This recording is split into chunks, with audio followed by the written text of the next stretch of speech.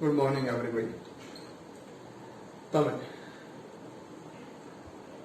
1 થી 8 પાઠ ની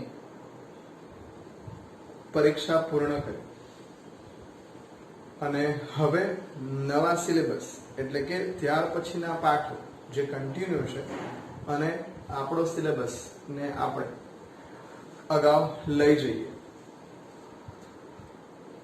હું છેવટના પાઠો જેમ કે બાયોટેકનોલોજી અને તેના પ્રયોજન અથવા એના સિદ્ધાંત અને પ્રક્રિયાઓ લેસન નંબર 11, લેસન નંબર 12 પણ એને જ રિલેટેડ બાયોટેકનોલોજી તૈયાર તો કરી, તો એ એપ્લિકેબલ ક્યાં ક્યાં બનાવી એ વસ્તુ ઉપર જઈશું. અને ત્યાર પછીથી ઇકોલોજી શરૂ થશે અને ઇકોલોજીની અંદર 13, 14, 15 અને 16 જેમાંથી 16મું ચેપ્ટર સરે કમ્પ્લીટ કર્યું છે. 13મું ચેપ્ટર એ સારું અને ઇકોલોજીનો કોન્સેપ્ટ આપશે. પરિસ્થિતિ વિદ્યા એટલે શું તેનો તમારો કોન્સેપ્ટ કમ્પ્લીટ થશે અને એની સાથે સંકળાયેલી એક અગત્યની ઘટના અને એ છે નિવસન તંત્ર, અને નિવસન તંત્ર નો પણ કોન્સેપ્ટ તમને એની અંદર મળશે. અને 15મું ચેપ્ટર એ આપણી પાસે જે કુદરતી ધરોહર છે એટલે કે આપણી પાસે જે સારા પ્રાકૃતિક સંપદાના સ્ત્રોત છે, શું એનો આપણે ઉપયોગ કરી રહ્યા છીએ, આપણી પાસે જે જૈવ વિવિધતા છે એને શું સાચવી રહ્યા છે કે બગાડી રહ્યા છે, એ બાબત ઉપર આ લેસન આધારિત છે. અને 16મો પોલ્યુશન ઉપર છે અને તમારા 12મા ધોરણના સિલેબસની પૂર્ણતા તરફ આપણે જઈ શકીશું. હવે આ ચેપ્ટર ઉપર જઈશું. જે આપણે કહીએ છીએ તે પ્રમાણે સૌથી પહેલા આપણે એનો કમ્પ્લીટ ઇન્ટ્રો લઈ લઈશું અથવા પાઠમાં શું આવશે એના વિશેની આપણે વાત કરીશું. તો આપણી પાસે જે લેસન છે એ લેસન ધેટ ઇઝ બાયોટેકનોલોજી, સિદ્ધાંત અને પ્રક્રિયાઓ. પણ સર પહેલા અર્થ સમજવો પડશે કે બાયોટેક એટલે શું, ગુજરાતી જૈવ તકનીકી એટલે શું.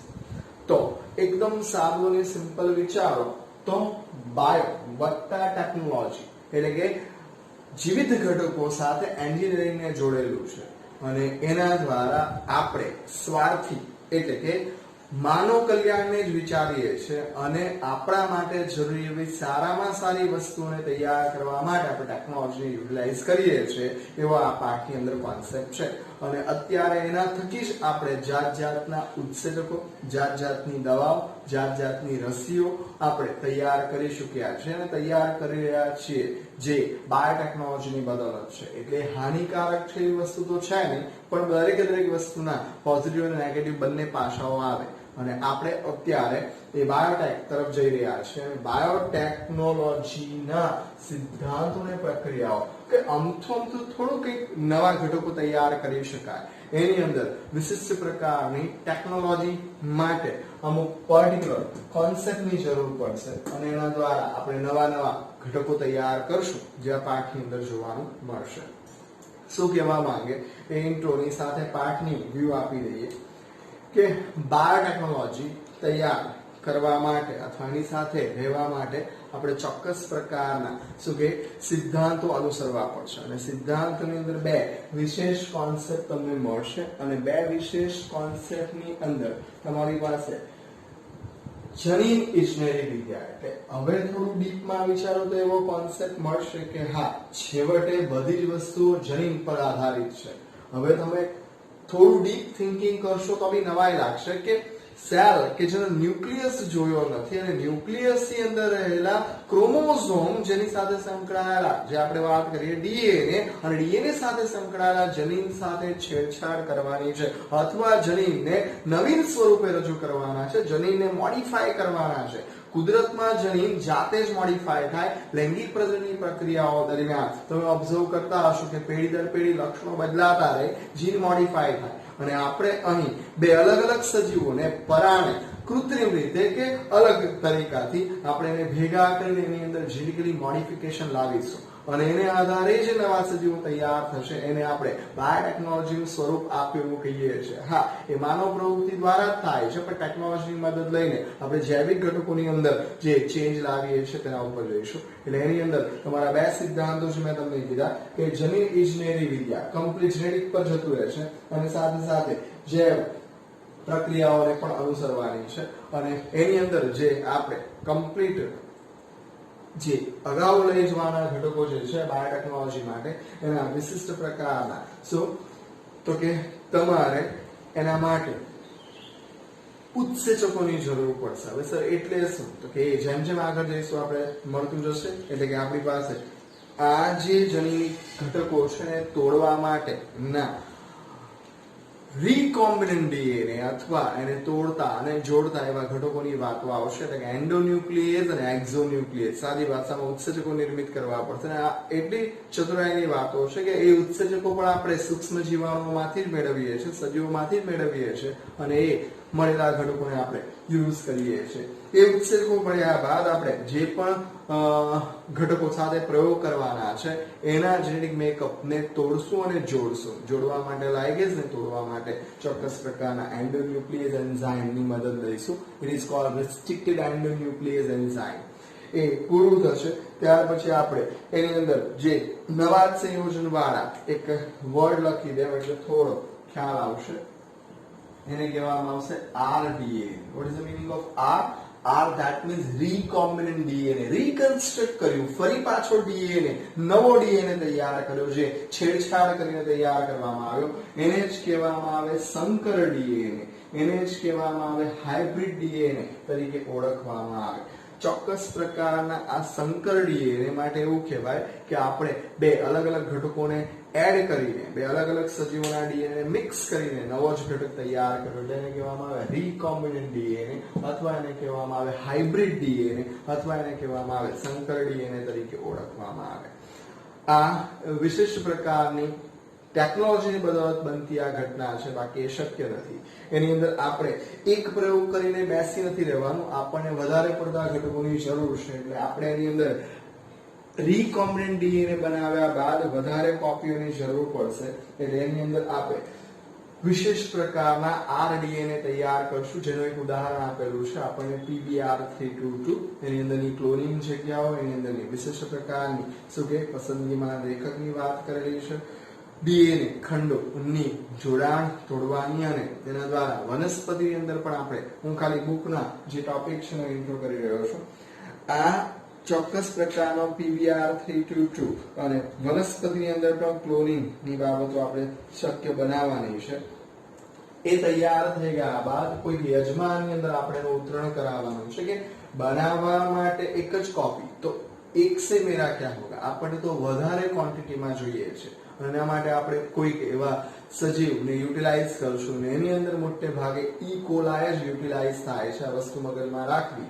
ઈ કોલાય, ઇશ્ચેરિશિયા કોલાયની અંદર જ મોટે ભાગે આ પ્રયોગો થતા હોય છે. મેક્સિમમ બીજા પણ હશે પણ મેક્સિમમ ઈ કોલાયની અંદર આપણે એને મોટે ભાગે યજમાન તરીકે યુટિલાઇઝ કરીએ છીએ. કારણ કે જો 11th ની અંદરની આવેલી માહિતી આદિકોષ કેન્દ્રી જો તમને મગજમાં હશે તો એ લોકોના ઓરિજિનલ જેનેટિક એટલે કે ડીએનએ પુંજ સિવાય એ લોકો પાસે નાની અમથી એ જ પ્રકારની પેટર્ન પડેલી હશે જેને પ્લાઝમિડ તરીકે ઓળખવામાં આવે અને એ કોન્સેપ્ટ થી જ તમારાથી આગળ જવાશે. અને પ્લાઝમિડ જે નાનો વસ્તુ ડીએનએ નો શું કે રિંગ ટાઇપ સ્ટ્રક્ચર છે એની અંદર જ આપણે કટ પેસ્ટ કરીને નવા ડીએનએ ને એડ કરી શકીશું અને એને જો સ્વીકારી લેવામાં આવે અથવા એ પુનઃસંયોજિત બની જાય તો પછી એની કોપીઓ વધારવામાં આવે અને એ કોપીઓ દ્વારા એટલે કે એ જે ડીએનએ છે એ જે ડીએનએ એ પોતાના લક્ષણો પ્રદર્શિત કરશે. એ પછી ઉત્સેચકોનું નિર્માણ હોય, રસીઓનું નિર્માણ હોય, હિમોગ્લોબિન, ઇમ્યુનોગ્લોબ્યુલિન્સ વગેરે જાત જાતના ઘટકોના નિર્માણ સાથે સંકળાયેલા બાબતોને બાયોટેકનોલોજી દ્વારા સિદ્ધ કરવામાં આવે છે. અને વનસ્પતિની અંદર પણ આપણે જે હાઇબ્રિડ વેરાયટીઓ યુઝ કરીએ છીએ, અત્યારે ખાઈએ છીએ, જેમ કે આપણી પાસે જે અગાઉનો લેસન હતો 9 લેસન, એની અંદર આપણે પુનઃસંયોજિત ઘટકો તૈયાર કરતા હતા, હાઇબ્રિડ ઘટકો બનાવતા હતા, પણ એની અંદર પ્રાચીનિક ઘટનાઓ દ્વારા એ વસ્તુ શક્ય બનાવતા હતા. પણ જ્યારે અહીં આ જ વસ્તુને શું કરવાની છે, સૂક્ષ્મ જીવાણુનો યુટિલાઇઝેશન કરીને આ વસ્તુ કરવાની છે. બુકની અંદરનો છેલ્લો ટોપિક તમે જો તો જનીનદ્રવ્ય ને આપણે કઈ રીતે અલગીકરણ કરશું, જનીનદ્રવ્યને કઈ રીતે ભેગા કરશું, એની અંદર તમારે એક ઘટક આવશે PCR. that means polymerase chain reaction. એક નથી જોઈતી, ઘણી બધી કોપીઓ જોઈએ છે, તે એક વસ્તુ ચાલશે. અને વિદેશી ડીએનએ જે છે એ આપણે મેળવવાનું છે અને મેળવ્યા બાદ છેલ્લો એક ટોપિક આવશે જેની અંદર જૈવ ભઠ્ઠીનો ઉલ્લેખ કરેલ છે, જેના થકી આપણે આ વસ્તુને તૈયાર કરી રહ્યા છે એવું કહીશું તો ચાલશે.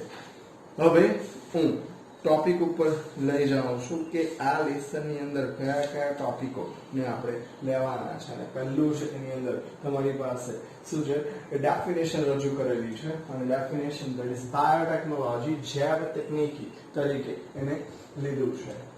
સિમ્પલ ડેફિનેશન છે, સમજો. સૂક્ષ્મ જીવાણુ, આ મેઇન સૂક્ષ્મ જીવાણુઓ પ્રાણી અને વનસ્પતિ. It's okay.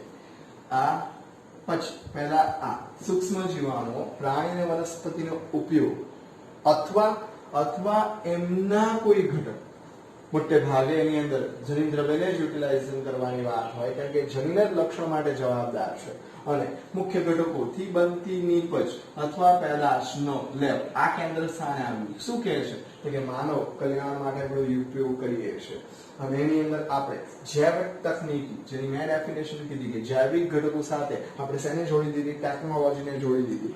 અને મોટે ભાગે આપણે ઉત્પાદન સાથે જ આની અંદર માથાકૂટ કરીએ છીએ. આપણને વધારે ઉત્પાદન જોઈએ છે, વધારે ઉત્પાદન માટે આપણે આ કાર્ય કરી રહ્યા છીએ, કારણ કે બાયોટેકનોલોજી નો મેઇન એમ જ એ છે અને એ છે માનવ કલ્યાણ. બાયોટેકનોલોજીના ભૂતકાળના પ્રયોગો તો ખબર જ છે કે વિશિષ્ટ પ્રકારના પીણા તૈયાર કરવા માટે ફર્મેન્ટેશન ની ઘટના, એટલે કે આથમણની પ્રક્રિયાને આપણે જોઈ અથવા સમજ્યા હતા. પણ એ એટલું બધું ઈઝી નથી, એટલે માનવને જેટલું જોઈએ છે એટલું સફિશિયન્ટ થતું નથી અને એની અંદર લોકો મોડિફિકેશન કરવા માંગે છે, જેને કારણે લોકોએ ટેકનોલોજીનો સહારો લીધો અને ઉત્પાદનમાં વધારો કર્યો.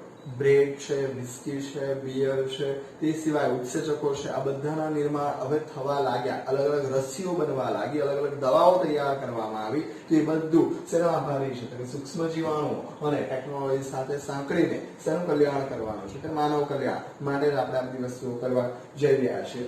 મોટે ભાગે સૂક્ષ્મ જીવાણુઓ દ્વારા જ આ પ્રક્રિયાઓ કરવામાં આવશે અને આપણે પદાર્થોના વધારે માત્રામાં ઉત્પાદન માટે શું કરીએ છીએ? તો કે આ શબ્દથી પણ તમે પરિચિત છો, that is GMO.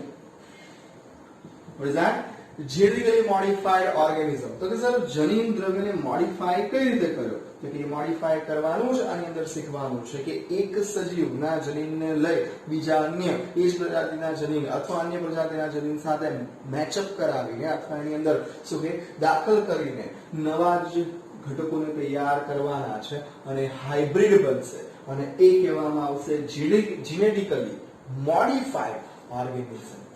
આ વિશેષ બાબત ધ્યાનમાં રાખવાની છે કે બાયોટેકનોલોજીમાં આપણે અલગ અલગ પ્રકારના જેનેટિકલી મોડિફાઈડ ઘટકો તૈયાર કરી રહ્યા છે અને GMO જેનેટિકલી મોડિફાઈડ ઓર્ગેનિઝમ નો ઉપયોગ કરવામાં આવે છે અને બાયોટેકનોલોજી દ્વારા જ આ વસ્તુ શક્ય બની છે કે બે અલગ અલગ સજીવોના જનીનને મેચઅપ કરવા, ભેગા કરવા અને એના થકી નવું કંઈક ઉત્પાદન શરૂ કરવું. અને આ જ વસ્તુ ને ઇન્ટ્રોની અંદર તમારી સામે રજૂ કરેલું છે અને એવું કહે છે કે ચોક્કસ પ્રકારે આપણે આ વસ્તુને હવે થોડું વિશેષ પ્રમાણમાં કરતા થયા છે, જેમ કે test tube baby. You understand that? આ વસ્તુ આપણા સામાજિક શબ્દ સાથે સંકળાયેલ છે. આપણે મોટે ભાગે એ શબ્દથી પરિચયમાં છીએ કે ફર્ટિલાઇઝેશનની ઘટનાને શરીરમાં નહીં, શરીરની બહાર, એ મનુષ્ય જ નહીં અન્ય સજીવો અથવા વનસ્પતિને પણ લાગુ પડે, જેને કારણે આપણે નવા જ અકલ્પનીય સજીવોનું નિર્માણ કરી શક્યા છે, જે આ વસ્તુને દર્શાવે છે, GMO સાથે સંકળાયેલી બાબતોને દર્શાવે છે. In vitro test tube baby, બરાબર, અલગ અલગ પ્રકારના જનીનોનું સંશ્લેષણ, ચોક્કસ પ્રકારના DNA રસી અને ક્ષતિગ્રસ્ત જનીન સુધારણા એ પણ બાયોટેકનોલોજી બદલત જ છે. એવું કહે છે કે અત્યારે આપણે જે બધી વસ્તુઓ જોઈ રહ્યા છે અને અત્યારની જે કપરી પરિસ્થિતિ છે, જેને કારણે આપણે આ ટેકનોલોજીના માધ્યમથી ભણીએ છીએ, તે પણ આવી જ કંઈક પ્રક્રિયાનું પરિણામ છે, જે પહેલા નહોતા હાજર. એને લેબની અંદર પ્રિપેર કરવામાં આવેલા અને એ પ્રિપેરેશન દ્વારા તૈયાર થયેલી આ જે રચના, એને એન્ટી રોડ મળવો જોઈએ, એટલે કે તૈયાર તો કરી દીધા પણ હવે એને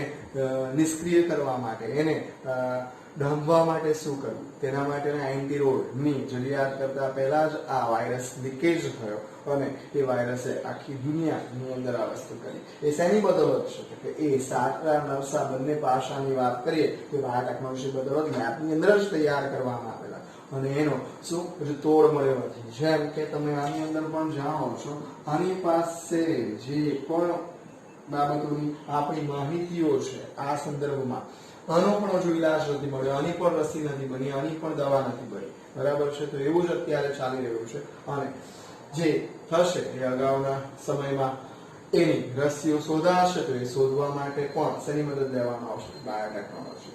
આપણે આગળ નીકળીએ કે ચોક્કસ પ્રકારે જે આજે જાહેરાત થઈ, આજના દિવસ દરમિયાન પેપર આઉટ થયું છે કે ભાઈ યુરોપ અને પુતિન દ્વારા જાહેરાત કરવામાં આવી કે અમે કોરોના વિરુદ્ધ રસીને લોન્ચ કરીએ છીએ અથવા તૈયાર કરી છે અને એને એવું કહે છે કે મેં મારી દીકરીઓ પર જ એને એપ્લાય કરી છે. એ જે હશે તે જ્યારે માર્કેટમાં આવશે ત્યારે આપણે એને યુટિલાઇઝ કરશું. પણ એ કઈ રીતે બનાવી, તો કે બનાવવા પાછળનું રીઝન શું હશે? એ બાયોટેકનોલોજી દ્વારા જ તૈયાર કરવામાં આવે છે અને એ વસ્તુને ધ્યાનમાં રાખીને અહીં આપણને પણ એ જરૂર પડે છે અને એ છે યુરોપિયન બાયોટેકનોલોજી સંગઠન, European Federation of Biotechnology, EFB.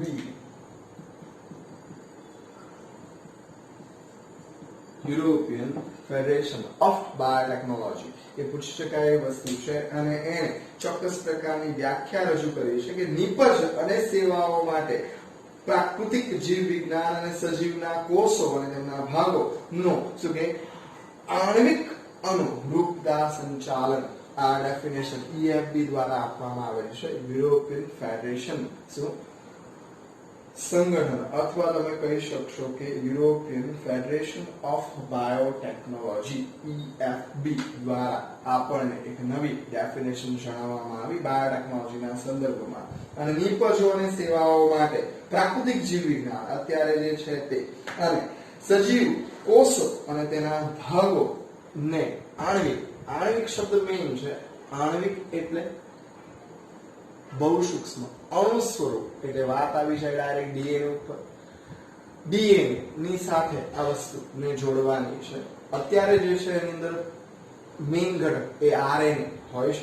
વાયરસની અંદર મેક્સિમમ જનીન્દ્રવ્ય તરીકે આરએનએ એવું ગણવામાં આવે છે અને એની સાથે એને બંધારણને તોડતી દવાઓને શોધવાની છે અને એ પણ શેની બદૌલત? કે ટેકનોલોજીની બદૌલત. આ એક આપણું અત્યારે જે છે એને કારણે જાહેર ઉદાહરણ તમને સમય રજૂ કરી દીધું, બાકી વધારે કંઈ છે નહીં. બાયોટેકનોલોજીના સિદ્ધાંત માટે આપણે જઈશું તો બાયોટેકનોલોજીના સિદ્ધાંતની અંદર આ ટોપિક બીજો એની સાથે એડ થશે અને એ છે બાયોટેકનોલોજીના સિદ્ધાંત.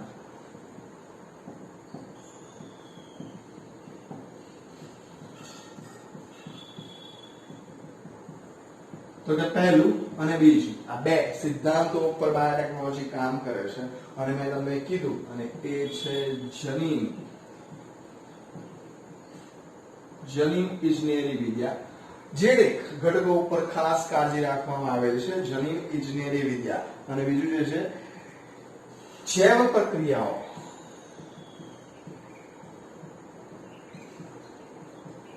અને એની સાથે એન્જિનિયરિંગને જોડી દીધેલું છે. જૈવિક પ્રક્રિયાઓ અને એની એન્જિનિયરિંગની સાથેનું જોડાણ અને એ દ્વારા તૈયાર કરવામાં આવ્યા છે જે આપણે હવે થોડી વારમાં શીખીશું અને એ છે આરડીએનએ રીકોમ્બિનન્ટ ડીએનએ ક્લોનિંગ ઘટકો ડીએનએ ને નવા ડીએનએ સ્વરૂપે તૈયાર કર્યા અથવા કહેવામાં આવશે પુનઃ સંયોજિત ડીએનએ. આ કોન્સેપ્ટ પર આપણે આ ટોપિકની શરૂઆત કરીશું. પુનઃ સંયોજિત નિર્માણ તો થયું છે પણ આપણે એના નવા બંધારણને જોઈશું. ઇટ ઇઝ કોલ્ડ રીકોમ્બિનન્ટ ડીએનએ, પુનઃ સંયોજિત ડીએનએ. એને જ કહેવામાં આવશે આરડીએનએ, હાઇબ્રિડ ડીએનએ, સંકર ડીએનએ અને તેના દ્વારા નવા જ બંધારણવાળા ઘટકો તૈયાર થશે પુનઃ સંયોજિત ડીએનએ. તમારા મારા બધાના નિર્માણ માટે શુક્રકોષ અને અંડકોષ જવાબદાર છે.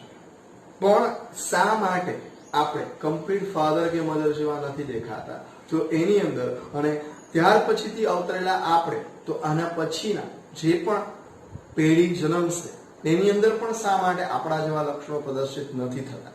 કે આપણા અગાઉની પેઢી જેવા લક્ષણો પ્રદર્શિત નથી થતા, કારણ કે એની અંદર કુદરતી રીતે બે કોષો ના સંયોજન દ્વારા નવા જ બંધારણ રચાય છે, રીકમ્બાઇન થાય છે અને નવા જ લક્ષણો સાથેના સજીવો.